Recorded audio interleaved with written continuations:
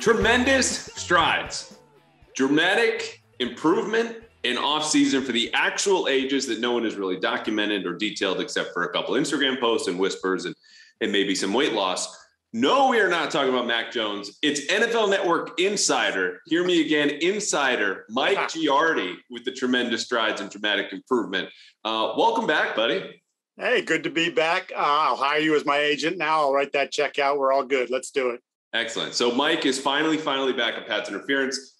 First ever guest. We did 10 to 15 minutes. You have since cracked my security, driven all the way back from Rochester to your home to sit down here Tuesday afternoon and record. You have some takes, some intel, and a very patient look on your face. Like we don't know where this ride is going next, but you do have a rundown. So yeah. The essence of the rundown, as you saw, and I'm going to explain to the listeners now, is that it's basically my fourth training camp related episode. And some people are just starting to roll out the preview content this week in New England. I am not. You can find every position battle, breakout player, surprise cut candidate, all that on my Twitter, bostonherald.com, and in old episodes. So at the dawn of training camp, opens Wednesday, the 27th, I just want to do the big picture stuff. Like, let's do the fun. Let's do the goods. So you have 6 questions. We're going to tackle all the biggest topics and some mailbag stuff at the end. Before I start spending time like you do in Foxborough, like we are unwanted in our own homes. So leading off right to it, the most obvious Patriot storyline in training camp that excites you the most is what? It's Mac. It's the growth from year 1 to year 2. I mean, I was consistent with how I viewed Mac last year. I thought he was pretty good. You know, people throw out all these things. I just thought there was a good level of play. He pretty much carried that level of play from start to finish. You know, with the obvious, there's some valleys and then there's some peaks. But I thought for a rookie campaign with what was around him, what was put on his plate, I thought that was a really nice rookie year. And I've heard this narrative over and over again. And it even started before the draft about like, well, is he already sort of maxed out? Is he already sort of a finished product? And I hate that narrative. Because, okay, look, there are more athletic guys. We know, whatever. If you're the Justin Fields, Trey Lance, who still haven't proven they can play in the league, but their ability to move around and do all these sorts of things. And this is the way the position is trending. And I've still been this guy that believes there's good defenses you're going to face in the postseason, and you're going to have to beat teams from the pocket. And I thought he showed you at times last year that he might be capable of doing that on a regular basis for a good football team. So I'm excited about that part. I don't think he's capped out at all because I think his brain is only going to get stronger. I think his body, as we've seen, is going to get stronger. I think that would lead to his arm getting a little bit stronger, and maybe some of those throws that lollipopped in there just barely didn't get there or just barely got there might have a little bit more zip on him. And that to me is like part of the growth. Tom Brady, I know people hate this when you bring up Brady. Oh, he's not Brady. I'm just saying when Tom Brady came in, Tom Brady was far from a finished product. And by the time, 4, 5, 6 years into his tenure as a quarterback, you're like, oh, this guy's pretty good. And then he took another jump then.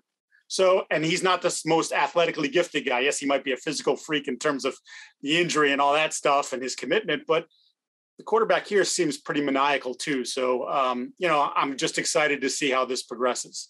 Yeah, it's interesting to me, and you hit on it there, the idea that you have to still win from the pocket, come third down, come inside the red zone, as much as we have been fascinated the last 5-10 years. And it really goes before that with mobile quarterbacks. And the way I put it on this podcast a couple of times is you see the trend. Zach Wilson is a great example in the parallel of him being taken where he was by the Jets last year. Mac Jones goes later as someone who specializes in that kind of offense. What can I do to extend a play? What can I do when I'm throwing off platform? How can I create yardage of my own, much like a basketball player might in the last seconds of a shot clock? For Mac Jones, I've compared this offense to this is all half court. There's no transition. There's no one-on-one. There's no fast break. Can you still win that way? Is a basketball analogy, of course, but in the NFL. The Patriots believe, yes. You have seen investments in quarterbacks who do all of what was previously seen as the specialized stuff, the bonus, the luxury items on the list of the quarterback scouting report. Trey Lance can throw from the pocket. He's got a big arm. Zach Wilson's the same way. Are they going to be right? Or are we going to be pulled into this new era where, sure, most of the quarterbacks are mobile, but is that a necessity? I don't know the answer. I think that's just the more fascinating component where we've talked about Mac. He's going to be better. He's making this year 2 leap. Like he hasn't even hit the field yet. We've just assumed he's 50% better. For me, though, and this is tied to that conversation of do you win in the pocket? Do you win extending plays? Is the new look offense. And I've talked about this in my last episode, things that I heard. But as far as the new system and how much this changed, do you see this as, we're going to change a couple, I don't know, like the siding is going to be different, or do you have new pillars and kind of new infrastructure here? Yeah, it's a really good question. And I'm reluctant to go like full on commitment. I've heard some dribs and drabs, like you've heard some dribs and drabs. I just want to see it play out. To me, I don't feel like I have a full picture of what's happening. We've heard even some players talk about, things are a little bit different. And then when you talk to some people in the building, they push back and say, look, you guys are getting a little carried away with some of this stuff. So not us. No, never. But I say with them, you don't really know who to believe all the time. So this is one of those ones where I'm like, I trust this guy over here, but I trust this guy over here. So let's just, I kind of want to see it. I know that's not necessarily, you're doing a show, you want a firm answer, but I don't know that I have one yet. I haven't seen enough. I didn't see enough in OTAs to make me believe, this is a dramatic difference from, what has been basically in place for 20 years. But I certainly think some of the things that we did talk about during OTAs and some of the things that the players talked about, and Bill saying streamline, the verbiage of the play calls, they just kept adding on to it because they had Tom, right? And they had Josh. So this thing that was 15 words long became 20. And I think when you look back on some of their inabilities to, especially with younger receivers, but even some guys that have been in the league for a long time coming in and having a hard time adjusting to what they were doing here, I think some of that wasn't just their evaluation. Some of that is just how much was asked of these guys. And maybe by making this thing a little bit tighter and a little bit faster and giving a guy 8 or 10 seconds when he gets to the line of scrimmage to look at what the defense is doing versus 4 or 3, or like your brain is going in a million different directions. Maybe this speeds things up and maybe allows some of these guys to play a little bit faster, which obviously it's the way to go. That's what you want. You want these guys to play as fast as possible. Yeah, and I'm laughing because as you're talking about their brains going in a million different directions, that's where mine is going right now. Because you can even go back to the selection of Mac Jones, right? And I just described half of that quarterback class. Trevor Lawrence was going number 1. We didn't know about Justin Fields or Trey Lance, so there were some hints. And of course, Zach Wilson's in there too. I viewed the selection of Mac Jones at the time as a commitment by the Patriots to their system in place, because Mac Jones, of all those quarterbacks, fit exactly what they wanted and was the closest Brady parallel. Again, not his future, not his potential, not his career, but stylistically, that's who he was.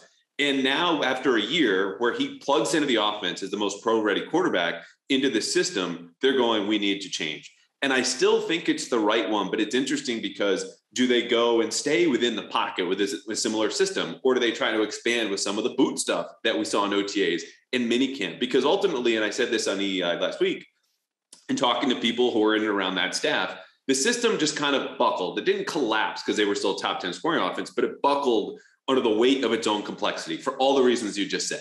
Mm-hmm. Guys cannot play fast enough. They're making 6 to 8 different reads for the receivers pre and post snap on a single play. And my analogy on EEI was, imagine doing that as you're easing into an intersection as a driver. You've been driving for how long, Mike Giardi? Long time.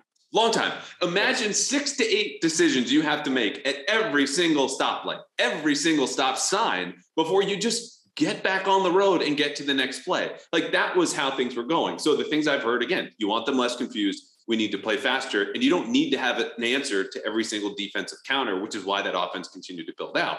So what does it look like? If you had a guess now, based on the little we know, again, this is my obvious storyline, but what does this new offense look like?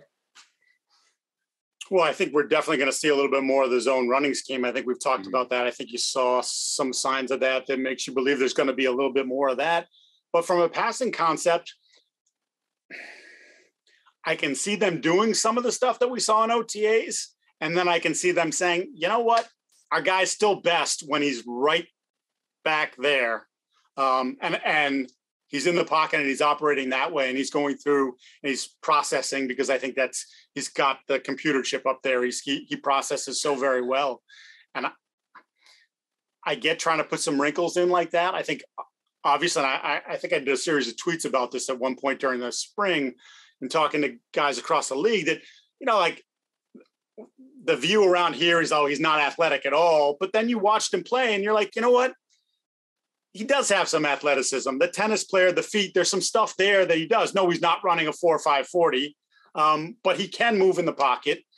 Maybe he can occasionally boot out there, but I do still feel like when it comes to that part of the offense, I still think their best answer is to just have him back there and using his brain and his arm to pick things apart. Yeah, I don't know how many seasons Brady ran for over 100 yards, but that's what Mac Jones did, 129. And you look at the first couple of series against Buffalo in the wild card loss, and we get caught up in 47-17. And we should. It was the best offensive performance in NFL playoff history against the greatest defensive mind. But Mac Jones back then, extending plays through scramble, and then later with his arm, kept that offense going. That's the stuff that you kind of like to see tapped in. He was one of the few guys that played well in that. I know what the end results are. And the Micah Hyde interception, I thought it was a phenomenal play. Yes, the ball could have been 4 more inches outside.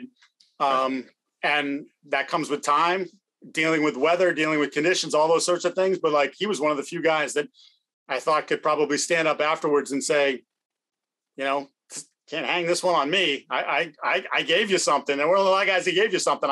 I gave you something that day. Yeah. And Micah Hyde, he's pretty good. So that was a phenomenal play. Yeah. You can nitpick it a little bit because you're just a little bit more to the outside, but it was still a phenomenal finish to that play. And maybe your receiver could have helped you out too. Yeah. And you know what? A little bit. Just to put a bow in the offense discussion, because look, we don't know. We're not in the meetings. They haven't hit the field yet. This is still a lot of installation, specifically to come in the first week or two of camp. The Patriots, and I mentioned this again on EI, the staff is still tweaking, revising, putting together the system as recently as last week. So they don't have a definitive answer. And for the folks who would be worried about Joe Judge and Matt Patricia installing this offense, first of all, you have every right to be, and we'll stash the Judge and Patricia conversation for later. But I would say don't be worried in the sense that they'll be too predictable, because you look at some of the offenses that have given Belichick problems over the years. And you can go back as far back as Mike Shanahan's Broncos, Peyton Manning with the Colts, even the Eagles offense in that Super Bowl. They were simple with enough built-in versatility to keep you guessing. We're going to have just enough plays that look similarly, and then you won't know which is coming. And we're going to master these certain concepts that you just can't out-execute them. You have to know what's coming and then still outplaying us. So I think there's no fullback, which means they're not going to lead the league in 21 personnel, which they've been trading off with San Francisco since Kyle Shanahan got there in 2017. So where do those fullback snaps go on the 20 to 25% that they use them? Is an extra tight end, is a receiver? We don't know. But I think if they go into more 11 personnel, the McVay Shanahan offense, comparisons and blowing that up isn't so far-fetched, because McVay certainly over the years has run a lot of 11 personnel. All right, the obvious stuff off the table. Question number two, the under-the-radar storyline for you that excites you the most is? Rhamondre Stevenson. Yes. He ran with such ferocity last year. It was just reminiscent of sort of that old school, but yet there's so much athleticism that went with the power, so much speed that went with the power. He was an awesome watch last year. I think he's talked about trying to develop his game a little bit. Obviously, he wants to be a bit more of a force as a receiver. I think that would certainly help. You don't want to get too, this guy's in and this is the only thing they do with him. But I think he has the potential to be one of the best backs to come through here, just based on what we saw last year. And again, there's a lot of growing to do for this player, but there's such an explosion and such a power to his game that I'm really curious to see now. You played a year in the league. You're a little bit more confident. You know the playbook a little bit better, even if this playbook is changing, the scheme is changing a little bit. Now what do you do in year two? I guess in some ways it's sort of similar to Mac. Not everything's riding on Rhamondre like it is with Mac, but I'm really curious to see where this goes, because I was actually thinking about it. Some of the things he did last year were reminiscent of 2004 when Corey Dillon was here and he rushed for 1,685 yards. Corey had a nasty streak, both on the field and off the field, I think you could say, if you know his history. But Rhamondre has that, but then the footwork sometimes is really, for a guy that size, is pretty damn impressive. So incredibly light feet. And that was the first thing I remember seeing him. He was out of shape last year, started on PUP. And within a week I'm writing, he's just going to levitate for a first down or two, the way his feet move and are barely on the ground for a dude who's 230 pounds. Yeah. And now there's no excuse. Now he knows, what it's all about, what he has to do. I think he showed up in the spring. I think we saw a guy who was in considerably better shape, understanding the rigors of the NFL season and the expectations on him. So that's a fun little competition too, because Damien's a good running back, right? But Damien's entering the last year of his deal. We've seen over time, the Patriots sometimes might mess with a guy's touches or playing time to sort of keep the number down on a contract. I don't know that there'd be a huge appetite to pay Damien big money when they feel like they can keep churning out running backs. They drafted, a couple more in the draft. We'll see what that's all about when we get to see these guys in pads. But that's going to be fun. And it's something to keep an eye on, because if Rhamondre does take a step here in the summer and one of these young backs is actually someone that they consider could play right away, then maybe, something we talked about in the spring, then maybe Damien does become someone you could say, hey, you know what, we could use a little help here, or let's get a 3rd round pick for him. Which was what you drafted him for. Maybe someone's crazy enough to pay a 2nd because they got an injury at that position. But that'll be something to watch as we go forward. But I'm looking forward to seeing him when you're in full pads and there's some contact and what he does. Yeah, I'm not quite there yet on Damien Harris. And this has been asked a few times on Twitter. Oh, what do you trade him? Because, there is only so much value to a running back in the last year of his contract, who's probably in his prime right now. Where I am all the way in is Rhamondre Stevenson. And I have to show some self-restraint because he has been discussed on this podcast. I mentioned the 3rd pre-training camp related podcast. Enough, just way too much. I am very excited. It is Rhamondre Stevenson season. And it's just a matter of his numbers were better from an efficiency and an analytical standpoint last year. You give that type of guy more volume going into year 2, you should only expect greater things. And I'm really glad you brought up Corey Dillon, not because it's a 1-for-1 comparison, but at the heart of both of their games is a power back, right? Like a guy who's going to go through you, a guy you don't want to meet one-on-one with the hole, but they had a little extra to their games that just was very well-rounded. So I think Stevenson is a good comp, not only because when you're saying he could be one of the best backs to come through here, you think 23 years of Bill Belichick, that's a very long time. How could that be? Through that time for other franchises, there could be a Hall of Famer or two in that span. Corey Dillon is probably still the best Patriots running back with the Belichick era, right? Yeah, I don't even think it's close. I mean, what he did that year,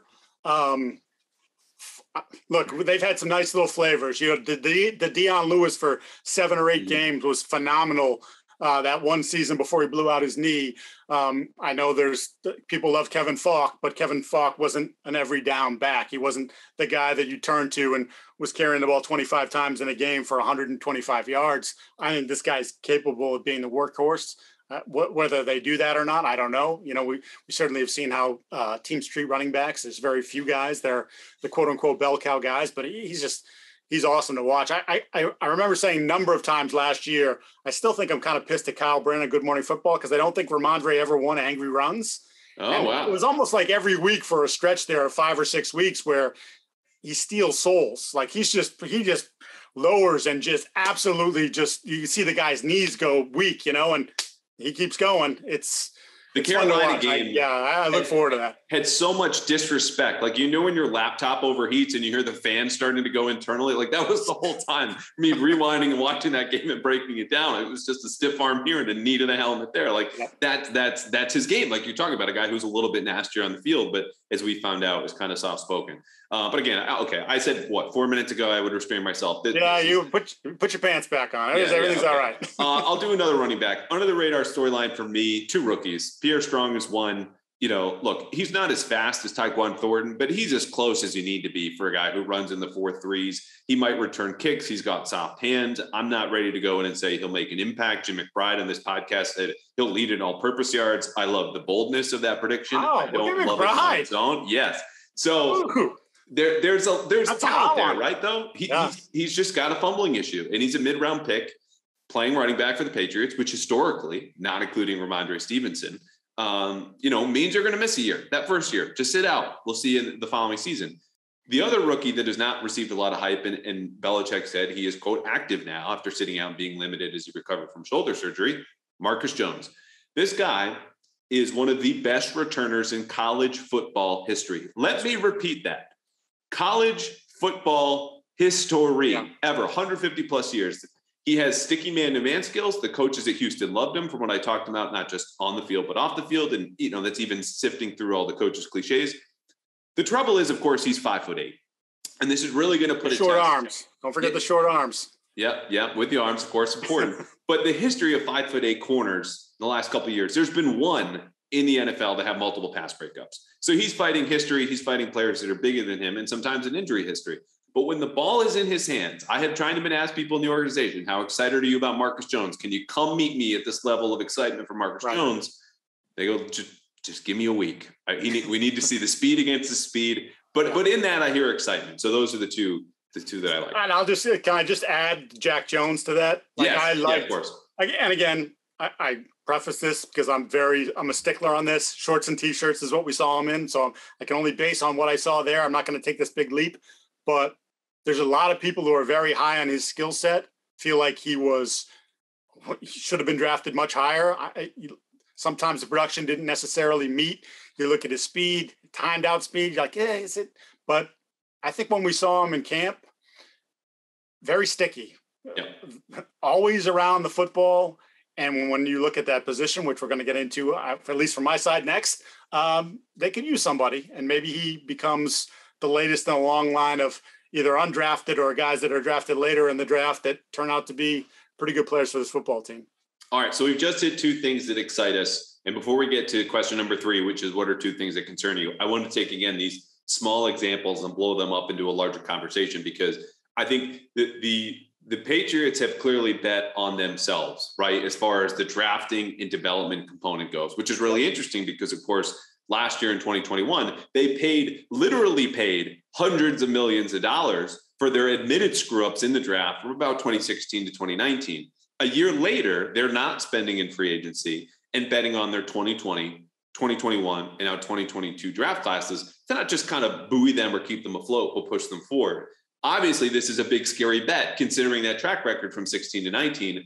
I think the good news is you can consider 2021 a big success. Mac Jones, Christian Barmore, Rhamondre, I'm not going to say his name. You know who we're talking about. He plays running back. He's gorgeous. But 2022 is probably the most pan draft class in the entire league. Does that speak to you in any sort of way? Should we just skip that larger point that they're now betting on draft and development? Is it foolhardy? Is it a good idea? What do you think of that? I mean, look, there were some curious decisions, I think, when you talk to people across the league. And there were some people that said, like, well, hey, look, Cole Strange wasn't going to get by, the mid 50s or something. So they decided that's a position of need. We're not going to risk this. We're going to do the Tyquan Thornton. Everybody says he's a 4th or 5th round guy. We have a higher grade. We think there's some teams around where we were picking that we're going to pick him or be interested in him. So we're going to do it. Again, to me, like I've said it a bunch of times since, I trust them when it comes to evaluating offensive linemen. I really do. I think Cole Strange is probably going to be a really good player for them for a long time. Whether he has rookie growing pains, I don't know, coming from a little bit different level of competition, but I trust that pick. Again, you can question the wisdom of doing it where they did it. But to me, I look at all this stuff now and I just say there were some zags that we're not used to. Thornton, obviously, we've talked about the skinny wrists and the just his overall weight. The skinny everything is the trouble. Right. Like that they've never gone that way before. Mm-hmm. So that's a big roll of the dice. The Jones boys, the same thing. Like Jack is really skinny. He's 173 pounds coming out of college. Marcus, the short arms, short period. So is he a specialty pick or can he contribute as a corner? Usually when you're picking a guy in the 3rd round and you need help, and I think we can all agree they've needed some help, you expect that he's going to play at some point and impact your defense, never mind what he does as a special teams player. So I'm going to take a wait and see attitude, but look, it's curious. There were a lot of curious decisions, and they're either going to be proven that they're wicked smart, right? They got their brains turned on and they're ahead of us and everybody else. They know what they're doing, or they're going to prove to be, well, they had a couple of nice drafts and then they went back to being a little bit crazy. And we saw when they got a little bit crazy in 16, 17, and 18, and those didn't work. So we'll see it on the field. But yeah, I think they deserve to be critiqued. That your track record hasn't been good enough over the last 5-6 years, which is why, as you mentioned, they had to spend $1 zillion in free agency, which, by the way, a few of those guys, they're just okay. Yeah. They're making a lot of money. You could say they were curious or wait and see as you did, or just go for it like you more recently did and just say, yeah, a lot of money, not so great production. Two quick things on that, and then we will get to the two things that concern you because you hit on one. Corner for me is obvious. And I'll just tell you the other one, outside linebacker, and you can, either run with those or say your two parts. The two things in the draft, of course, we're going to wait and see. Secondarily, it was just that they went so far against historical prototype, which is great. We all want change. We're saying you need to change your process. 2021 was different for all the reasons we documented back then. Big success. It just felt like swinging so far in the other direction, where I talked about this with Phil Perry, your old friend and colleague. It was just like you're dating a girl who's got a screw loose and it's fun for a couple months. And you're like, wow, my apartment's on fire when I left the house right before I was going to tell her we were breaking up or after I did. And then you're going for someone who's going to bed by 9:00 on Friday or Saturday night. Like you can't go so far in the other direction with, the prototypes for Tyquan Thornton and taking an offensive lineman in the first round for the first time, or offensive guard since 2005, a position they had literally invested the least amount of draft capital because they're just churning out all these late round guys. So I think there was a medium to be found, but who knows? Like you said, they might know better. And I trust their intel. They knew Kyle Duggar was falling in 2020. Sure. They knew Mac Jones was falling in 2021. So as far as Cole Strange and Tyquan Thornton, I trust that part of their process. They were, though, I will say, what I want to add to that is Matt Groh was pretty bullish. And maybe that's just Matt's personality. I think, we're still getting to know him. Yes. He's still getting to know being in front of, cameras and microphones. It's a different process, and not everybody steps into it and is charming and crushes it. He has a distinct personality, I think, at least we saw, or at least very reserved. But when it came to those picks, he was pretty confident in those picks. So, that again sort of opens you up to a little bit of scrutiny if these picks don't work out. He was on his toes before there was any question that could have kind of rocked him back in his heels, which, as far as Patriot press conferences go, bring it on. Like, bring the heat to us. Because normally we're just putting out fires right before we can even light a match or do anything to warm our hands. You're just putting everything out and putting it down. So if Matt Groh wants to do that, and I can tell you from people I talked to and profiling him, yes, when he believes in something, it might as well kind of be gospel. Very, very secure in his beliefs. And look, he should be. I like that confidence. Yeah, I do. But again, it's going to come down to results. You better be right. Yeah. Okay. All right. Let's focus. I mentioned corner and outside linebacker. These are the two things that concern me. Do we have any overlap there? We are in complete overlappingness. Okay. If that's a word. I would just say linebacker, period. Okay. Yeah. I mean, look, I've never been a huge Juwan Bentley guy. I think he's fine. I don't think he moves great side to side. And I think we're seeing in this league, that's kind of where it's going and where that position's going. It may have something to do with you having 4 playable safeties that could be on the field all at the same time, which, they're getting a lot of buzz for that. I think that's sort of been in play for a while now. I don't think they've invented this idea. I think we're seeing a lot of 225-pound linebackers. Quote unquote linebackers. They've played 4 safeties. I want to say it's no more than 10 snaps the last couple of years. So it's been in their reserves, and Peppers introduces that. He's also kind of a depth piece. So one of the 4 is going to get hurt. Yeah, I know Joe's a fan of him, and that's part of why he's here, and he has special teams value for sure. He hasn't been a great player in this league, not even for a season. So he's, to your point, more of a depth piece. But I don't know that they have the answers at that linebacker level across the board. And I think even if you want to include, Judon as an edge piece / including him as a linebacker, his back half of the season wasn't very good as a pass rusher and as a run defender. They paid him a lot of money. And I think in the first, 8-10 games when we were maybe talking about him as a candidate for Defensive Player of the Year, they got banged for their buck. He swears there was no injury, but there was clearly a drop-off in play. I think there might have even been a couple moments late in the year where he got taken off the field. Yeah. So they need more from him because, again, that's a massive investment. And based on his resume and based on what we saw early in last season, the first half of the season, like he's their best defensive player. But he needs to be their best defensive player from week 1 into January. And they, of course, hope into February. So, yeah. But Josh Uche, is he a scheme fit? I get them trying to build some depth, lining him up at middle linebacker in camp. They did that, I think, his rookie year for a little bit too. I don't see him as that player. He's an edge guy. Let him pin his ears back and let him go. And if that means he's a specialty guy, so what? If he has more bend at the top of his pass rush and more athleticism than I think anybody they have. I don't think Judon has that, and Judon's a double-digit sack guy. So play to his strength and just let him go. And if he's not a great run defender, then most of the time on first and second down, don't put him out there. But on third down and you got to pin your ears back, then his ass should be out there. So what's that? Ronnie Perkins, we didn't see anything of. I know Stephen Belichick said he's in their plans. Okay, great. He should be because he was a 3rd round pick. Now we got to see it because we haven't seen it. Cameron McGrone, like people talk about Cameron McGrone, even some people inside that building, publicly, and media too. The media, we got to ease that on the Cam McGrone thing because we've never seen the dude play.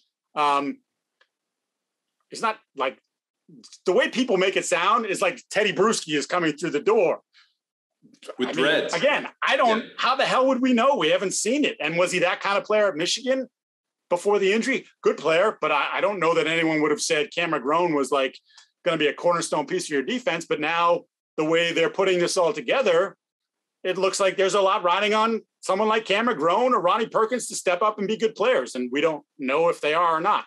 Yeah. And all right, let's hit corners quickly and stash that because this needs no explanation. If you want to have a good, solid cornerback group, you need all of this to happen. No exception. Jalen Mills needs to be healthy again, at least minimum 14, 15 games. Sure. Malcolm Butler doesn't need to be prime Malcolm Butler, but he needs to be close, like at least about 80% of that guy, because Terrence Mitchell's peak is about 80% of what Malcolm Butler used to be. And he was signed ideally as a depth corner. And you need Jack Jones to come up and compete and be able to fill in for those games that Jalen Mills misses or Malcolm Butler does, because you really need 3 outside corners in today's league. And that's assuming that Jonathan Jones, still on PUP, coming off of shoulder surgery, is all good in the slot, because those are the bodies you have. Then you're getting into the Juwan Williams, Sean Wade discount bin of discarded old draft picks and draft busts. You basically know how that's going to turn out. Right. Okay. Corner's done. Clear, obvious concern. The linebacker one is really interesting for a lot of different reasons. And it touches on the stuff that I just mentioned. The Patriots have gone and spent to atone for their draft sins, and now they're banking on development. Development at linebacker, specifically on the edge, has been a real weakness for this team going back to Chase Winovich in 19. Chase Winovich is gone. You hit on Josh Uche, Anthony Jennings, both picked in 2020. What have we seen from them in 2 years? Albeit, I forgot Anthony Jennings was on the team. You don't I know he's on the team, but you're thinking and you're rolling through the Rolodex of players who could contribute and maybe make an impact. And again, 3rd round pick, right? And that says it all. That's just all you need to know about him. 2021, Ronnie Perkins redshirted last year. Now, the reason I bring this up is because I'm on the record and on this podcast and other places, I think Steve Belichick has done a very, very good job as the defensive play caller. As far as coaching and development goes, this is his position, and we haven't seen a whole lot yet. So not only just have a question mark for this upcoming season, but you have question marks in the preceding years where you need to develop those guys. And again, COVID and how the pandemic affected the season and cross-training guys like Uche and Jennings getting hurt is going to interfere and not allow for a linear progression, that they continue to get better and better and better. And last year you had Dante Hightower, Kyle Van Noy, and Jamie Collins. Gone. They're going to stunt your growth. They're going to eat up a lot of reps for these guys. I just don't have a lot of confidence from the development standpoint in the individual prospects themselves that unless Ronnie Perkins really hits, you have an early down guy that Belichick trusts to set the edge, because that was also something you touched on, Judon. Look, he was 4th or 5th in total pressures and after the bye week last year, outpaced by Van Noy. Christian Barmore has been great, but that's a position at outside linebacker that's going to affect the run and the pass, and was a real reason why they struggled and went 1-4 after having the number 1 seed in the AFC last year. Yes.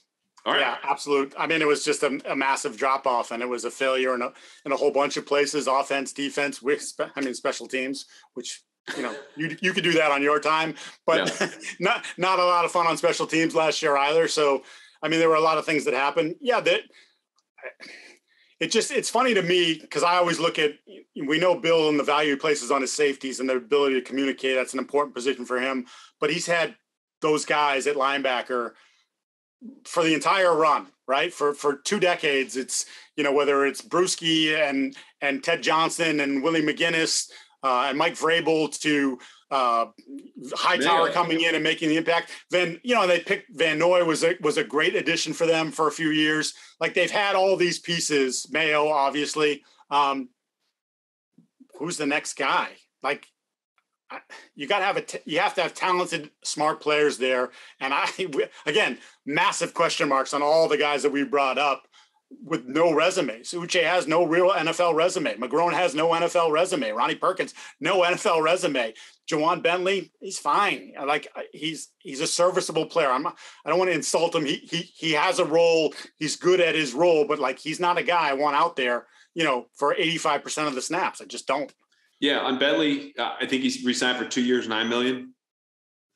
Okay, the market told him.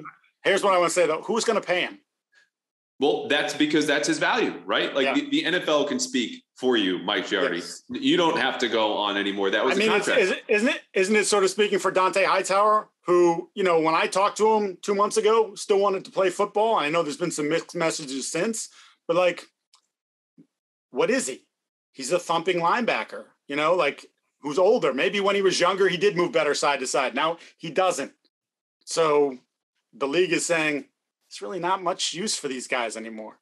Yeah. And look, I'm a little higher on Bentley than you because I think his value in high leverage situations, goal line, 3rd and short, 4th and short, plays that mean matter than 2nd and 8 is higher because he's exceptional with his instincts and finding the hole. And of course, meeting someone there and knocking them back, including against Dallas with that goal line stand and having the forced fumble. But it's just the high leverage situations are fewer than all your 3rd downs where he's off the field. I think they've offset some concerns. An inside linebacker where, dating back to 2017, Belichick is putting Patrick Chung in the box, then Kyle Duggar and Adrian Phillips to take away some of those inside linebacker snaps. But it is a question mark for me. It's just half the size of the edge guys. All right, swinging back positive. I led this podcast by joking with the terminology that Bill Belichick gave Mac Jones tremendous strides, dramatic improvement. Bill Belichick has said, look at me, I am the captain now, the conductor now of the Mac Jones hype train. And he puts on the hat and he is in the front car, full steam ahead, no stops, railway runs forever. So where are you, Mike Giardi, on this Mac Jones hype train? Are you in the first car, the second car, the caboose? Are you letting it go by you standing at the station going, he's still an average? No, I mean, I guess I'm in the first car. I see value in the player. Look, I'm not going to be out. Yes, I'm in the first car. I'm definitely in the first car. It's a crowded car. That's like Peter Strager. Bill Simmons is in there. Bill obviously is at the front. Yeah, don't get me started. I go back to last summer and telling Strager on Good Morning Football and those guys, like, he's a badass. Like, there's a sneaky element to him that you guys hadn't seen yet that we were getting players telling us. And then I think you've seen that sort of develop more and more. So I like that part of him. I love, and I talked about this quite a bit on the air a few weeks ago about the lengths that he's gone to this offseason to go to the guys. And everyone's like, well, maybe, he could do it better and have them come to him. We'll go to one place. No, he was going on their terms and seeing that, like, it showed me a little something, and he did it with not just your stars, your better players, but he did it with the Montgomerys and Christian Wilkerson, like Little Jordan Humphrey, who signed, I think, 2 hours ago. Yes. And they were in Texas working. Right. And I love that. And it just, to me, it's proved what I've been told quite a bit during the course of the offseason about just his ownership of everything. Which to me is something to get really excited about. Like, it matters that I mentioned it early. There's a maniacal side to him when it comes to football. It's really, really important. And the guy that was here for 20 years, for the better part of 20 years, was maniacal about it as well. Now, as he got older and he had all the answers to the test, maybe he was able to take his foot off the accelerator a little bit with some of this stuff. But then you could also argue that maybe in doing that, maybe he didn't give some of the newer players the opportunity to feel as comfortable with him as maybe they did 10 years ago when he was still building who he was. When he became established, it was like, kind of meet me on my territory. I'm going to set the standard. And if you don't come to me, then I don't really have much time for you. I think Mac is showing I'm going to set the standard, but I'm also willing to go wherever and do whatever because this is my team. I think he's embracing that whole thing. So I love that part about it. To me, that you still have to be a good football player. Like, this is still going to come down to, is Mac Jones a good football player? Is he someone you want to give a second contract to and build your program around? But I think all signs for a year plus make me feel comfortable that he's headed in the right direction. Yeah, as far as the hype train goes, I'm not letting it pass me by. Okay, I'm not still at the station watching it disappear into the distance. I'm probably a few cards up, though, from the caboose. Like, I think there's a good gap between the folks who say, like Mike Tannenbaum did, former NFL GM, and maybe this is the TV part of it because we're in July. What else are we going to talk about? He's a, quote, sneaky MVP candidate. Like, you can take that and put your actual money on it if you want at the casino, because there's no way in hell I'm going to do that. However, people who are stuck, and we saw this in Mike Sando's annual quarterback tiers, came out earlier this week or last week, I can't remember, where he's the 18th best quarterback in the league. About right. It's about fair. Right. Yeah. According to a poll of executives, I would go a little bit higher. I think projecting him out for this season, second year in the system, even though it's been changed, better weapons, just he's more comfortable. He's better. This is the best he's ever been.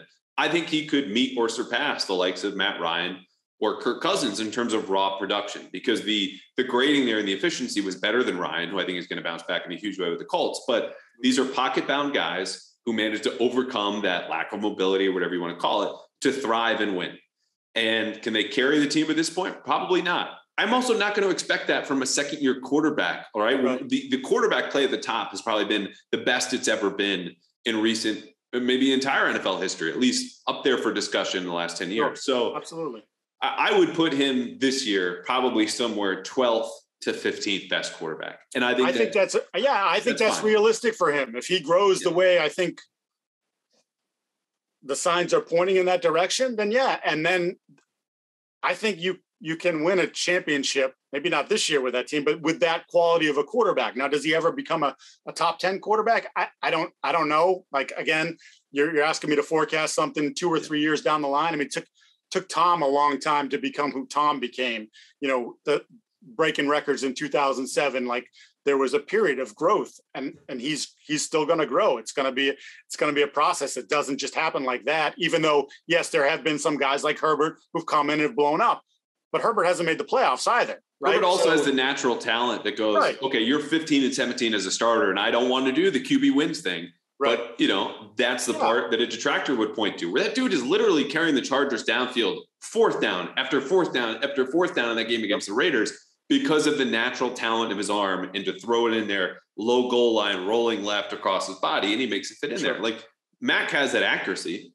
doesn't have that arm. And that now, as we continue to evolve physically at the position at a rate that I think is unprecedented, credit to sports science, credit to kids playing quarterback from age 8 all the way until 18, and then they get drafted at 20. It just, Mac, again, is a sign of their commitment to winning the way they've always won and thinking you can do that and play offense. It's different this year, but if you want to be at the top, there's got to be an upgrade physically. And that's just, we'll see how much of an upgrade he has. I just don't think that's to me the point about the narrative. Like, is he maxed out physically? How the hell can you say that? Like, I totally agree. You can make improvements if he's again, Tom Brady comes in and he's got the dad bod when he's 22, he got man boobs, for God's sakes. Maybe not man boobs, but you know what I mean? This is 2 pod appearances out of 3 that you have dropped man boobs with me. This was Shaq Mason in 2019 and the now deceased New England No Huddle podcast. Yeah. You know what else was very, to someone about Adrian Waddle. Adrian Waddle was a big man boob guy too. Just throwing it out there. You can just add him to the list. No, but I mean, so he transformed his body, and he did it over the course of 4, 5, 6, 7, 8, 10 years. Like, it was a process for him to get to that point where he felt comfortable and, stopped icing because, he had the TB12 stuff. But I'm just saying it was a process. I think for a lot of these guys, you learn what works and what doesn't work. You learn, hey, you know what? My arm wasn't good enough last year, but I can get it better. Like maybe I'm never going to be the guy like, that can throw it out of the stadium like Mahomes or Allen. Fine. Josh Allen's 6'5", 245 pounds. I'm not going to be that, but my arm can get better and I'm going to make sure it gets better. I think he's committed to that sort of stuff. My feet can get quicker. My feet are good. They can get better. I think he's committed to that stuff. So, what is it? How much does that improve you over time? I don't know. 5%, 10%?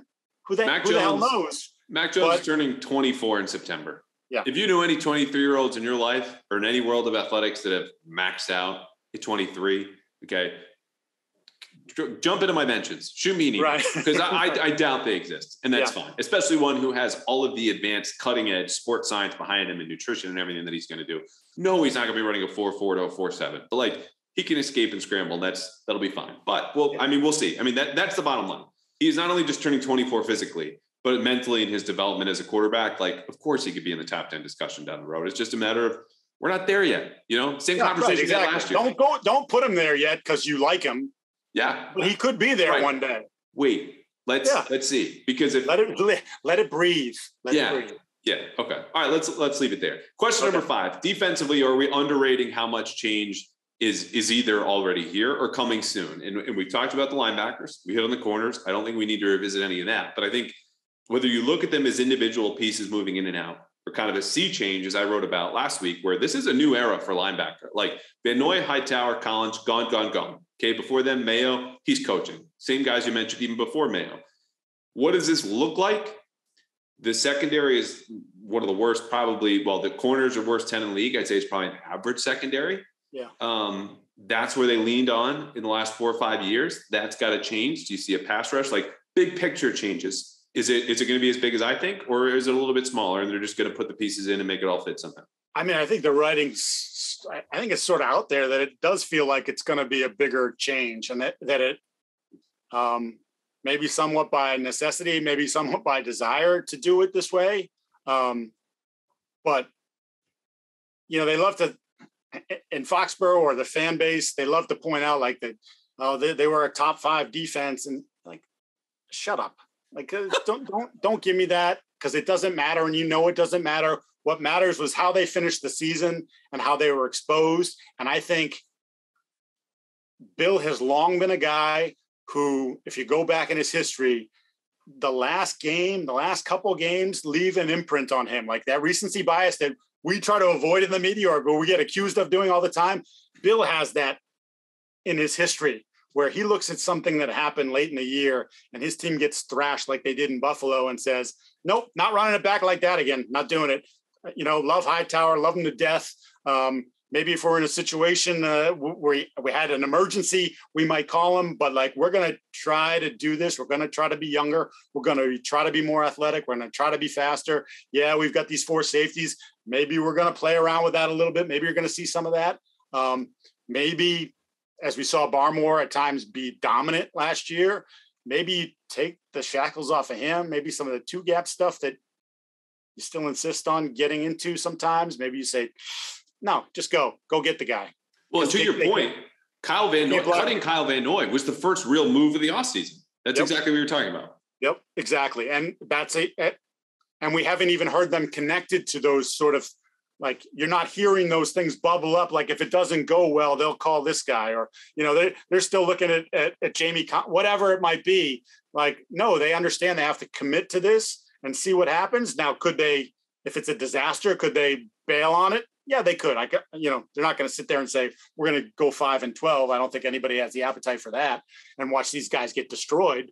But I think the idea is to let's see what happens. We invested, be it draft capital, whatever. We're going to let these guys get some snaps, get the experience here in the summer and early in the season, and hope that we see the growth that, internally, I think they're projecting for some of these guys. Yeah, I think a lot of different ways you can go into this, and we could get pulled into another scheme conversation like I lean to in the offense. I think that's the most interesting part of the offense. Also because we know the players in there, right? The main characters of the offense. A lot of this has been carried over from last year. We don't know, aside from maybe Devin McCourty and Matthew Judon, the main characters on defense. So there's an element of, the scheme could change, but also I think whatever version of the system that they play, because this playbook is massive. They just narrow it down as the season goes on. This defense is going to be defined by Christian Barmore. This defense is going to be defined by whomever is the second inside linebacker next to Juwan Bentley in early downs, or maybe by himself when Bentley goes off on third down. This defense is going to be defined by Kyle Duggar and Jack Jones. Like this ties together their recent draft picks, their young talent that needs to come up, and they'll build the system around that. I like the idea of what you were talking. Maybe let's play some more 4 down, because you know what? Okay, Matt Judon's a little smaller for a traditional 4-3 end, which again is really, it's all nickel. So it's 4-2 or 3-3-5, sure, whatever it's going to be. But you've got Dietrich Wise on the other side. If it frees up Christian Barmore to do what he does best, by all means, go and do that. Because the other part about this, and maybe I'm making too much of it, Steve Belichick and Gerard Mayo are no longer recognized as outside linebackers coach and inside linebackers coach. They're just linebacker coaches. And they're always going to have the flexibility of this 2-gap, single gap stuff. Do you make anything of that, what I've said about the personnel or the switch in coaching title, which when Mayo got here was an important distinction, the way they played defense in 19? Yeah, I think a lot of times with the title thing, Bill has this thing, as we've seen quite a bit here over the last few months with some of his answers about titles and scoffing at, going back and scoffing at it after, it's sort of processed in his mind for 5 seconds. Titles, to our guy, Phil. Part of me thinks that they do it to bleep with us. You know what, though? I agree with you, but if titles are not a big deal for any other team in the league. The reason we have to ask is because you're doing something different. If you're doing something different, you have a reason for that. And titles become important when, well, I'm the head coach, all responsibility goes to me. Like, he's deflecting away from. Right. He doesn't want, if it goes badly with Judge and Patricia, he does not want the storm to rain down on them. And right. That's fine. I know there are some people like, fine, good, Bill. Yeah, we'll blame you for everything. If it's good, we'll probably give you credit. But certainly, if it goes sideways, he's gonna catch heat for it. Yeah. All right. Just to wrap quickly on the defense. Look, they could be a lot faster if McGrone comes through and you're playing more safeties and you've got that range. We just don't know. I mean, what do you feel most comfortable, not predicting, but feeling the number one change you're going to notice on a larger scale with this defense is it faster? You're playing more zone coverage, or you're doing more single stuff? Well, yeah, I would say to me, it's just based on personnel. It feels like you're playing more zone. Combination platters of that, because you took JC, you remove him from this equation. JC covered, and I forget who had the stat. It was 46.4% of the time he covered the number one receiver and traveled with him last year. 46.4. That was number one in the entire league, and he's gone. And as to our point earlier, you replaced him with a depth guy in Mitchell, Malcolm, who hasn't played in a year and who was okay the year before and was quite awful, I think, the first year he was in Tennessee. And then you've got, Jack Jones, who, look, I like what I saw in the spring, but it was in the spring, and we'll see if his body can handle full pads and contact and all that sort of nonsense. So that to me, it reeks of being more of a zone team. And then you start looking at the schedule and you start looking at playing Josh twice. And that gives me that could be a repeat of, giving up 1 million points in the playoffs. Yeah. You thought Stephon Diggs roasted JC Jackson over Campfire. Wait till he gets a shot at Terrence Mitchell. All due respect. All right. Finishing question number 6, then we'll get to mailbag. Offensive play caller. We're in a holding pattern here with Bill until week 1, it seems, because he has returned every sort of serve or question or whatever spin you want to put on it. Who's going to be calling plays? When you'll name a play caller. What's Joe Judge doing? Matt Patricia. We know their roles. What was reported back in January and February has held true. Joe Judge with the quarterbacks in the passing game, Matt Patricia, the offensive line, and the running game. That's all I got. Personally, I'm okay to wait and see. If I had to put a bet, it would be Joe Judge. Tom Curran comes out this week. He feels very strongly. It'll be Matt Patricia. Look, I don't think whether you pick one or the other or believe one, the ceiling or expectation is great for the reasons of Matt Patricia's not coached offense since 2005. Joe Judge did it once in that span at any level, and that was receivers in 19 when, according to our friend Tom, they were blow-ups in practice because they were like, we don't know what you're talking about. So pick one. The expectations are going to be low. The system is going to be new. What else do you have besides that? Yeah, no, I'm completely with you. I'm not. I don't want people to let them off the hook for this decision and how it plays out, because again, we're talking about you spent a first round pick and you devoted a lot of energy and time to Mac Jones, who was in turn devoted a lot of energy now to you and your program. But he was shepherded through that whole process last year with Josh. And that was a critical relationship. And there was a lot of trust there and a lot of belief coming both ways on that. And now you're turning it over, and the fewer voices in his head, the better. That goes for all of us, I think. Right, it's true. It's true. I'm warring with myself right now about how much I want to say, but I just it would be disastrous if this decision and the way this plays out makes Mac go backwards and makes you question whether or not he's the guy. Because I think, again, all signs to me point like it's going in the right direction, but coaching can screw this up. You know, Trevor Lawrence was a can't-miss prospect, right? The best guy coming out of college as a quarterback since Andrew Luck. And after a year with Urban Meyer and Darrell Bevell and all the crap that went there, Sandoz tears, people were like, there was a lot of moments where it was kind of like, ooh, not a lot of wow moments, a lot of like, ooh, why did he do that? What's going on? And you look at the history of this league, Sam Darnold, whatever. There's a bunch of guys you can mention that never became what we thought they were going to be in part because of bad coaching, and maybe in large part because of bad coaching and just bad organizational structure around them. And one of the great things about the Patriots over 20 years is the consistency of the program. And yes, Bill is still there, and there are plenty of Bill guys in place, but I think that people continue to discount Josh's overall value to the organization and to Mac's growth last year. And Joe Judge and Matt Patricia, with no resumes really on the offensive side to speak of, are now in charge of that guy who, again, and we heard from Slater and McCourty, like, this is, if it's not his team right now, which I believe it's his team now, even with those guys here, it's eventually going to be his team, or it's supposed to be his team. Well, not if it goes sideways this year. Then you start to wonder, did they pick the wrong guy? Should they have traded? Like, there's a million things that come into play that, with a more established, respected guy in the position, maybe we wouldn't have that trepidation. But this is what they want. This is what he's decided to do. You give him the benefit of the doubt because usually he's pretty good about this stuff, but it's a risk. It's a big dice roll to me. Yeah, as far as the coaching can screw this up, you're 100% right. People at home don't have to listen or trust Mike Giardi. They can hear Bill Belichick say this, that players win games and coaches lose them. So your examples are all spot on.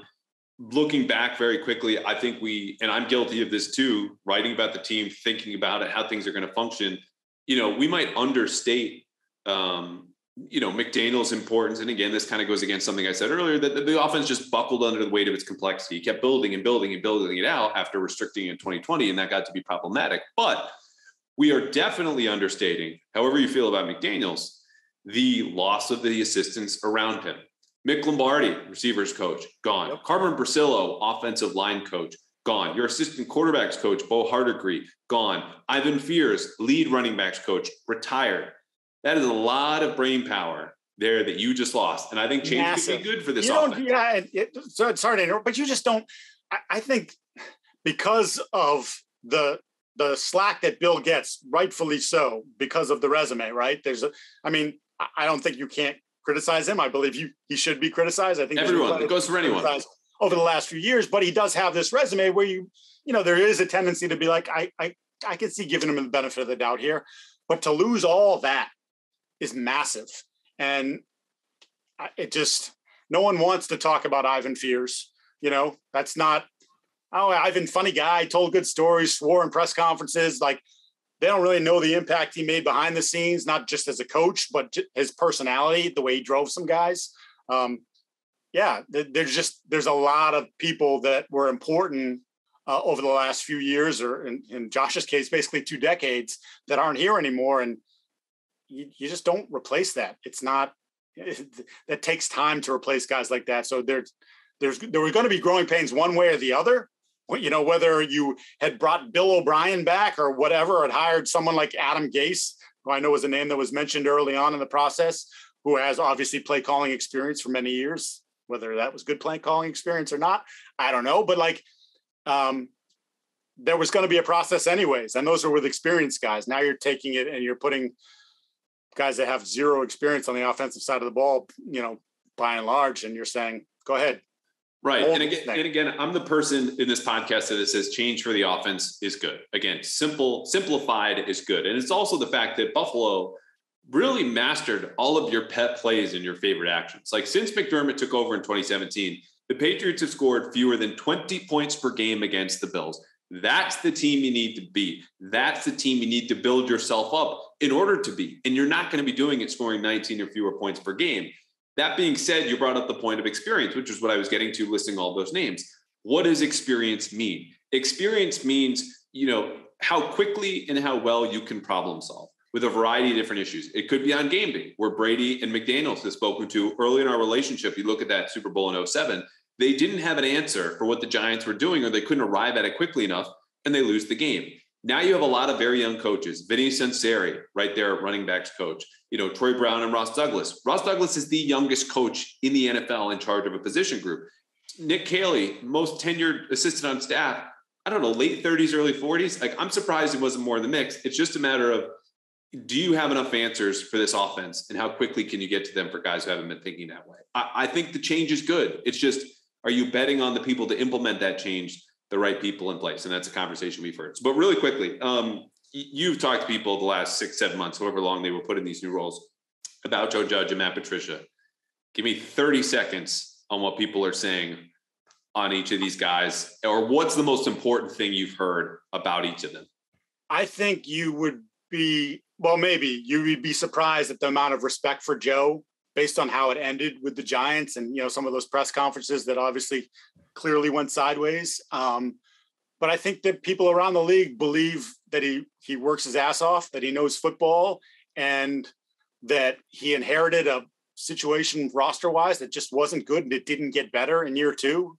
And most people put that on Gettleman and ownership for allowing that to happen, and Gettleman to be basically a lame duck GM in that last year. So I think I have a lot of confidence that what Bill sees in Joe might be deserved. I still have to, obviously we still have to see it play out. I liked him as a special teams coach. He's an interesting personality for sure. I know the radio guys love to call him a hardo, whatever. It doesn't bother me the way he talks. Because the Southern accent for a guy from Philly who spent most of his career in New England is interesting. Yeah, it is. It feels like it's a bunch of different things squished together. Yeah. For me, but yeah. So I think, look, I think a lot of people think it's curious that he would maybe be put in charge of the offense, but I think that there's a confidence that the guy's a smart guy and that he can be a good coach in this league. Maybe not a head coach, but maybe a coordinator for a long time.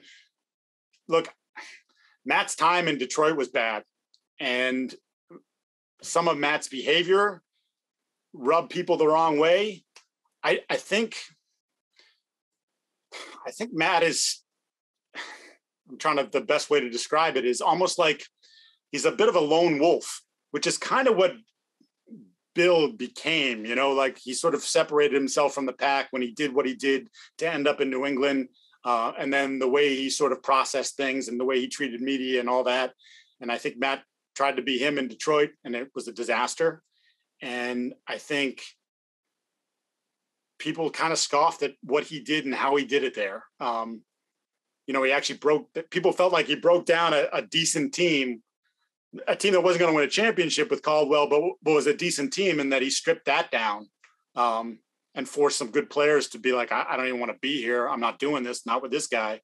So I think from an outside perspective, I don't know that there's a massive amount of respect there, but I don't think it matters because I think internally they love the dude. I think ownership loves him. We know Bill loves him. I mean, they're not just close from a professional standpoint. They're close from a personal standpoint. I think they think he's brilliant.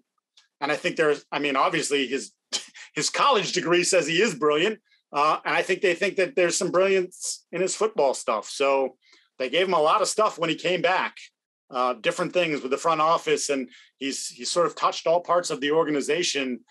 So I don't know that they even care what anybody else thinks outside, because I think internally they believe they got themselves a really good coach. So they do not. I will tell you. they believe it. Yeah. We do or not. I'm glad you came around there, because it's a little bit more positive for Matt Patricia. Look, like, this business is nothing if not transparent. There are wins, there are losses. All of our work is public. Say what you will about media. It's out there. People can judge it for themselves. And when you judged his tenure in Detroit, you said the right word: disaster. Now, Detroit is in the past. Matt Patricia has been here now for a second straight season as a, quote, senior football advisor, now offensive line coach. And I think, at least from the small glimpses we've seen, where he's connecting with players, some of whom echo the exact same thing you've said publicly. He's brilliant. He knows more about football than anyone. Those are positive things. He's also shown at least a small willingness in our very brief conversations with him via Zoom. And look, anyone can fake it for 15 to 20 minutes. He made an effort to strike a different tone with the media. And look, he is someone in a position that needs to be on kind of a redemption tour. The best way to redeem yourself is to coach your ass off. And I think he's going to want to do that, whether he's motivated out of self-interest, out of for the team, or because Bill's his boss and he's back here, whatever the reason is. I think if he's willing to adapt, that's the best hope and sign for someone who's got enough smarts and experience. It's just, how are you conveying that and applying it in developing the players who, are now at a position in Isaiah Wynn and Trent Brown, or a rookie in Cole Strange, or coming off an injury in David Andrews. That's not as stable a group as it's been in years past. So, and it's a big, important job, which might even be bigger if he's offensive coordinator. So. Right. I mean, you still, don't you keep coming back to the dynamic of, well, if Matt's calling plays, but when Matt comes off the field, Matt's sitting down with Joe and looking at the tablet with Joe, because Matt's got to go over and talk to his offensive line, which offensive line coaches do between series, just like the offensive coordinator / quarterbacks coach did with Mac last year. And for all those years with Brady, like, that's a crazy balancing act. But the Patricia thing, it does fascinate me. It really does, because I think when you talk to players that played for him in his previous life with the Patriots, they didn't always love him, but they respected him. And there are plenty of guys, Rob Ninkovich, who I briefly did a podcast with a couple of years ago, like, reveres the dude. Like, yeah, I hated him sometimes. It's a beard thing, Rob. Yeah, maybe, but there's just like, he was able to connect with those guys and push right buttons with those guys. So, maybe he just wasn't ready to be a head coach. Maybe he's just not meant to be a head coach. I don't know. Depending on what happens here with the redemption tour, he might get another opportunity somewhere down the line, be it elsewhere, or maybe be it here down the line as a head coach. I don't know. I'm really curious to watch that. Because to hear from the players on how he's communicating, and just sort of gauge how that all works, because there's definitely a part of me that believes he's as good as they think he is inside, doing what he's doing now, and being a positional coach and maybe being the coordinator. So, it's crazy to think when you talk about all these people, and I have to keep coming back to the feeling in the building and the feeling from some of the guys that played from him about him. Like, I can't discount. I know what happened in Detroit. I know it was a disaster. I know there are a million people that'll willingly stand up and say he sucked. It was terrible. I would never want to play for that guy. But then you talk to the people here who were around him the longest and were around him in a role that is, again, going to be similar this year. And they're like, dude, he's a good coach, smart guy, put us in the right place a lot. Like, so, again, it's a different role in terms of offense versus defense, but, I don't think Matt's been hanging out on the beach, drinking Mai Tais. I think he's been, he might've done a little bit of that, but I think he's studying to be what he's going to be and how this is going to to him. It's important to him. Yeah. He's not pulling a Giardi, double fisting Mai Tais. The summer Giardi's over though, sadly. Yeah. All right. That leads us into the first mailbag question. 6 questions are done. Thank you for taking the time with that, which is funny because I start out with, I have nothing else to add. Like, I'm just ready for week 1 and who's got the headset and Matt, Patricia, or Joe Judge. I don't really care. You're right. It is a fascinating dynamic because there are some very shallow, and I will leave it at this. It's kind of the Mac Jones, Tom Brady comparison. Belichick was not particularly well liked by certain people in Cleveland or New York or New England.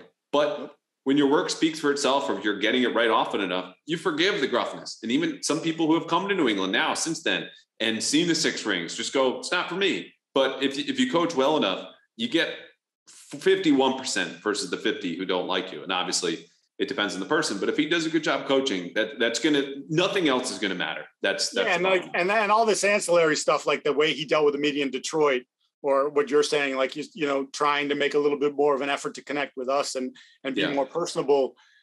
The guys in the building, the players, they don't care about that as long as he's not throwing them under the bus personally. No. But I'm just saying, like, so, I think sometimes the superficial way you look at it from the outside is like, oh, this guy's gruff and he's arrogant and he thinks, the Malcolm Butler play was like, that was his play. He made that happen. That whole thing. Like, the guys don't care about that. Like, again, put me in the right place. Tell me what I'm supposed to be doing. Coach me the way I want to be coached, or coach me the way I need to be coached in some instances. And if it works, I have the utmost confidence in that guy. I'll keep turning to that guy saying, what do I do? How do I get better? I think Ninkovich is one of the guys who tell you, like, I just constantly like, what do you want? What do you want next? What do I got to do next? So. Yeah. And all that media stuff, it just fuels the fire in whatever direction the wind was already blowing. If you're feeling miserably, look at this jerk. What leg does he have to stand on? If you're winning like Belichick has the 22 to 23 years that he has in New England, and, look, not all of our questions are the best. He's being kind of a jerk and retort. It goes, look at how hilarious this is. Like, that's my mentions every day. I'm like, all right, well, do you want me to ask questions to get you information, or do you want me to just sit there and be silent? Because then he's not funny and you don't know anything. Right. It's like, look at the way Mike McDaniel is being received in Miami right now. Like, yes. Here's a young head coach. He's quirky. He's funny. He's doing different stuff. Like, this is all great. If they start the season 1-3 or 0-4, so it just doesn't, like the Sean Payton to Miami and Tom Brady to Miami, that whole thing will get revved right up, and that guy, the view will be completely different. Like, right now, it's great. It's like the shiny new toy, and he's cool, but let's see what happens when they go through a tough spell, which invariably you probably will at some point. How do the players respond to him? How does the media and the fans, the whole thing? I can't wait to have you back on for Brady going to the Dolphins, because you're just going to melt down like you almost did in the first pod. All right. I said we were going to the offensive line. First question for the mailbag. This is from Mark via Twitter. Do you think Trent Brown was given any indication he might be moved to left tackle? And do you think he'll be okay with that since he was locked in for 2 years at a below market value contract for a left tackle? As far as the below market value, look, that's earned. He's not reliable. He's played, I think, 24 of the last 50 games, which is spread over the last 3 seasons. And frankly, right tackles are getting paid almost in line with left tackles nowadays, because pressure in your face, in case you missed it, isn't so great compared to pressure from behind. Both are problematic. So that's been corrected, I think, in the market. And you were shaking your head, so I'll just let you take it from here. Yeah, no, I don't believe that was a discussion. I think Trent likes it here. I think he feels respected by the coaching staff, and for whatever, whether it's right or wrong, he did not feel that way with the Raiders, or certainly at the end of his time with San Francisco. So, and then to your point, look, dude, this might be the best money you get, because again, of what you said, he hasn't been on the field consistently for 3 years now. And last year, quite frankly, I don't think that when he came back, he was the same player that we remember him as, certainly during that Super Bowl season when he was fantastic. So no, I don't think there was any, you're a tackle. This is what we're going to pay you. Do you want it or you're not? And bam, deal's done. He's here. And if they tell him he's going to play left tackle, hey, look, I could see if he has an awesome year as a left tackle, something getting done there. But for now, tough. This is, that this was the best thing for you to do. This was the best deal that was out there for you. You're playing wherever we tell you to play. Right. And I think it's important to, he was the last key piece to kind of come back into the fold, I think, and re-sign, took a visit to Seattle. Other teams would really like to have Trent Brown, particularly at that number. But the Patriots had all the leverage here when you consider Trent Brown was on the record being like, I want to stay here. This is where I fit. This is where I want to be long-term. Okay, we know that second you say those words publicly, we can offer you less. And when you look at the totality of the deal, I mean, this was a 2-year contract with an $11.5 million base. Like, that is nothing for offensive tackles. And if you haven't played and you want to be here, you're going to sign for that. And you know what that also is? Packed with incentives. So that'll be the carrot that they'll dangle, as they did all throughout 2018 with him, and try to get the most out of him. As far as switching to play left tackle, I don't know anything about that. But if your starting tackle, right or left side, is counting for about 2% of your cap, you've done good business. Yes. Last two questions. These are all about the outside linebackers. So I'm going to kind of combine them. This is from Chris via Twitter DM, and then Josh Parolin. Forgive me if I'm mispronouncing your last name, Josh. Josh wants to know expectations for Ronnie Perkins. Anything you've heard about him? Chris is a little down. Why does Bill draft guys like Uche and Winovich if they're later described as not fitting the system? I'll just say Uche and Winovich.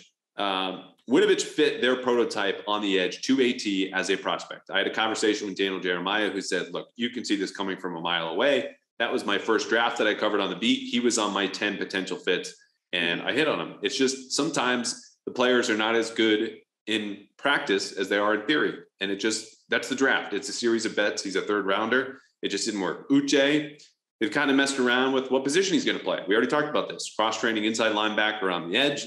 He's not a particularly good run defender. That's going to be a problem with Belichick. And now he's going into year 3, where I think he settled on the edge, but still primarily as a pass rush specialist. And that's also something that happened in Michigan. He didn't play more than half the snaps in college. And a guy you're looking going, there's so much untapped potential here. 3 years later, we're saying the same stuff. So I guess I just left you Ronnie Perkins. Yeah, thanks. Appreciate that. Look, I just in talking to people there about him, and again, when we saw him in the spring, his shorts and T-shirts. But what I've been told about him is just a physicality. So you talk about potential edge setter, that maybe he's that guy that can be sort of that consistent player on the edge for them, that he's strong, has a good base, all the football nonsense. So based on what's happened at that position, and again, going back to the conversation we had earlier about just the overall view of linebacker, like, they need something. One of those guys, more than one of those guys, has to emerge. And I think they put a lot of resources into Ronnie, hoping that, he can give them a little bit more consistency on the edge than maybe they would get from Josh. Certainly, like you said, Josh is not really known as a run guy, and that's probably not ever going to be his thing. So to me, he's the third down specialist. But if Ronnie's a good first and second down player and Uche is the third down specialist, and you get good production from those two guys in one position, then I think you've done just fine. Yeah, I saw this when I was writing about the linebackers again last week, and Ronnie Perkins back in that 2021 class. I don't know if he was the only linebacker or one of a few who had a plus 80, a grade above 80 from Pro Football Focus against the run and the pass. Say what you will about PFF. He was a pretty well-rounded guy who also fell, do I think, a positive drug test, where he fell to whatever it was, pick 75, 85. And they just go, he's the best player on the board. They didn't need an edge player in that 2021 draft, took him anyway. So I think their expectations are, you've certainly got enough talent here. The physical fit is clear, and we didn't really need you to play last year, but I wouldn't bank on him as coming in and stepping in and playing right away. Ideally, you'd have a platoon. Like you said, Perkins first and second down, Uche comes in on third. Perkins might rotate in with that pass rush package because they're going to need it, given their secondary talent or lack thereof. But that's just kind of where you are. You're hoping and waiting and seeing and crossing your fingers. And welcome to Patriots 2022 training camp, there's baby. A lot of hope and pray that guy is going to turn out to be a decent player for us. There's a lot of that on defense. Yeah. All right, Mike Giardi, we have kept you way longer than I think either of us anticipated, but this was a lot of fun. I don't think we missed anything. Like, even if we did, you're going to tell me no because you need to go eat dinner. But like, as far as training camp goes, Mac, the defense. What am I eating early? I know I'm old, but I'm not. It's like early bird special, for God's sakes. It's like 5:30. Yeah. Did you catch that little side swipe? I got to take my teeth out and, gum my food to death. No, I think we hit on a lot. I think it's an interesting camp. I think last year we looked at it with all the new guys and there was the excitement. And obviously we spent all of us, our eyes were trained on Mac basically the entire time. And now this time, I think there's a lot of different places where your eyes can go and you could get caught up in some of the battles that are going to happen. At least if I'm the Patriots, I hope the term battle is the one you're using, not you're settling on someone, that there's actually some real competition amongst guys that are elevating their play. So I think there's a lot of different places across that on defense and even some spots on offense. So I'm looking forward to it. I think it's different. I don't, if you said like, where are they? I'm not sure they're a playoff team right now, but little development from this guy, another player steps up, then maybe they are on that, 6-7 train. Yeah. And a couple of things for people going to camp. Reminder, it's a long summer. I talked to someone within the team last year who said, look, when you guys were writing that Mac Jones won the job in those joint practices against the Giants, which was in late August, that was true. So we're a month away from getting to late August when the preseason is going to wrap up. We still don't know a lot, and particularly don't know the most important things. So who's going to play corner? Who's going to start on the opposite edge? How good does Mac look? I'm going to write 2,000 words a day. You can find them at bostonherald.com. But wait until we have some trends, because the truth is in the trends, and we're just going to need that. Or otherwise, of course, you can pass your time watching Mike from the NFL Network. See, now, yeah, absolutely. I agree with 100%. I'm just going to, I completely agree, because I got to eat my steak and potatoes at 5:30. Yeah. All right. Take those teeth out. Make sure you brush them nice and clean, because you're going to be on TV a whole lot. We can't wait to see you. Appreciate the time, Mike. Gotcha.